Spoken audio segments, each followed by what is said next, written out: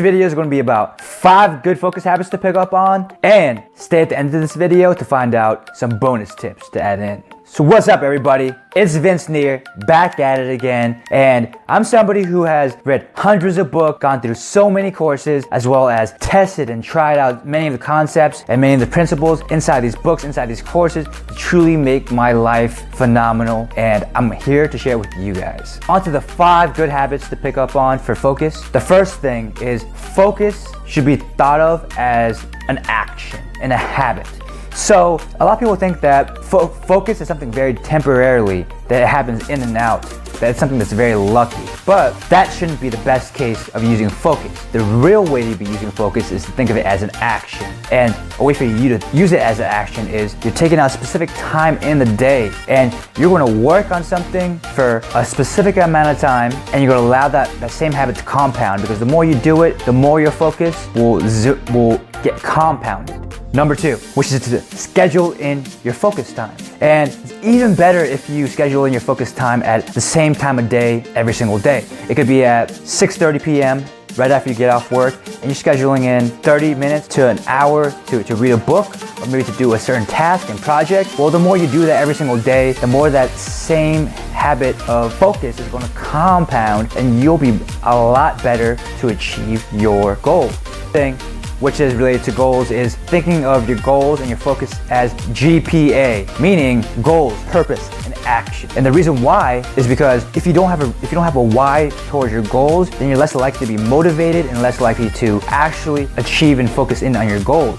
And you should definitely understand the reasoning and your belief system of why exactly you're aiming towards that goal anyways, because if you don't, you're going to be guided by your subconscious and other distractions in your life that's going to mess you up. And I also recommend you guys read the book by Simon Sinek on the power of why. The thing that not a lot of people talk about is a not to do list.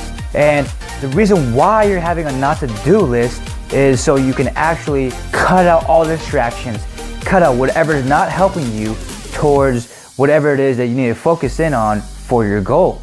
And it is so crucial that you have a not to do list, just because a lot of times these distractions and these little things in your schedule, they're taking away all your time to be allowing you to focus in on it. Which leads us to the 5th and last thing, which is at the beginning of your day, you should not be looking at your phone for the first hour. And if anything, you should be doing something that's productive. So you're setting the pace. And a good way to look at it is the concept of priming or anchoring your schedule, which means that when you're starting off your day, you're building that momentum of doing things that are productive, of focusing in on the things that really matter towards your life. And it'll compound as long as you start off on something that's productive and valuable for your schedule. On to the bonus tips. And one of the bonus tips is using the Pomodoro technique. And some of you may have heard of the Pomodoro technique, or you're asking, what is the Pomodoro technique?